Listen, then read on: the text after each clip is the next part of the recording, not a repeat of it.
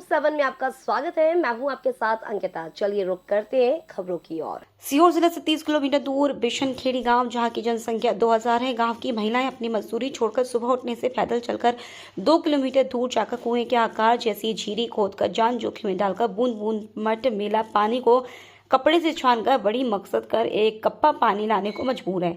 घर पर शौचालय होने के बावजूद भी एक लोटा पानी लेकर गांव से बाहर खुले में शौच करने को जाने को मजबूर है। ये मोदी जी का स्वच्छ भारत जल संकट का, ये महिलाओं का संकट। दिन भर मेहनत मजदूरी छोड़कर दर दर भटकती रहती पानी के लिए, कभी इस कुएं का भी उसे हुए पानी लाने में लगी रहती है।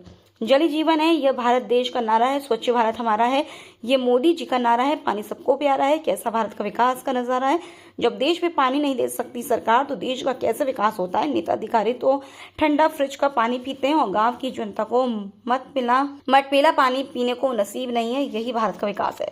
गांव बिशनखेड़ी में एक नया मामला सामने आया है, जहां पर सरकार स्वच्छता को लेकर और पानी को लेकर बड़े बड़े दावे कर रही है। वहीं राजधानी भोपाल के नजदीक बिशनखेड़ी में एक मामला सामने आया है, जहां पर कुएं में ताला डालने का मामला सामने आया है। हमारे साथ वहां के कुछ रहवासी हैं, ये बातचीत करते हैं।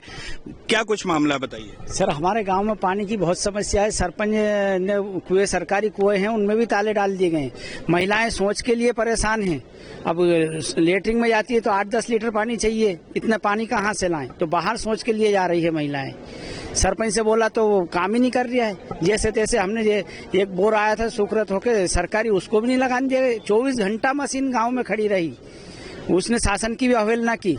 जबकि लेटर भी बताया हमने, तहसीलदार साहब खुद स्वयं आए, उन्होंने बोला कि भैया ये हैंडपंप लग जाने दो, ये शासन से महा मुश्किल से सुकृत होकर आए हैं, तो उसको भी नहीं लगने दिया। सरपंच कहाँ के हैं? क्या आप लोगों की उनसे बातचीत हुई? किस किस्म के? हाँ, हमने उनसे बोला, मैंने कि साहब क्यों नहीं लगने थे, कि मेरे ऊपर राजनीतिक दबाव पड़ रहा है ऊपर से बड़े लोगों को, इसलिए मैं नहीं लगने दे रहा हूँ हैंडपंप।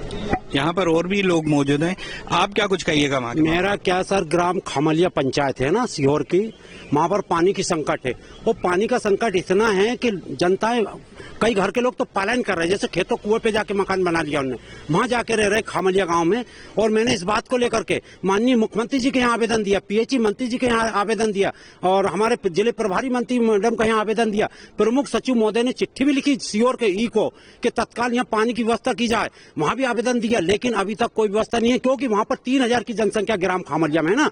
15 हेडपंप लगे, लेकिन 15 ही सूखे पड़े। नल जल योजना भी है, लेकिन पानी नहीं है उस योजना में, इसलिए सूखे पड़े। जनता बहुत दुखी और परेशान है। महिलाओं ने अभी कुछ ही दिन पूर्व सरपंच के घर पे प्रदर्शन भी किया था, बर्तन बजाए तो खाली बर्तन लेके सरपंच के घर पहुंच गई थी। लेकिन पानी का बहुत संकट है साहब। आगे आपका लोगों का क्या कुछ कदम होने वाला है? यदि अगर पानी की व्यवस्था शीघ्र वहाँ नहीं हुई तो वहाँ की महिलाएं ये कह रही थी मुझसे कि सर हम उग्र प्रदर्शन करेंगे। कलेक्टर को भी ज्ञापन दे दिया मेरे नेतृत्व में, वहाँ की महिलाओं ने जाकर के सब जगह दरखास्त दे चुकी है, लेकिन अभी तक पानी की व्यवस्था नहीं हुई है।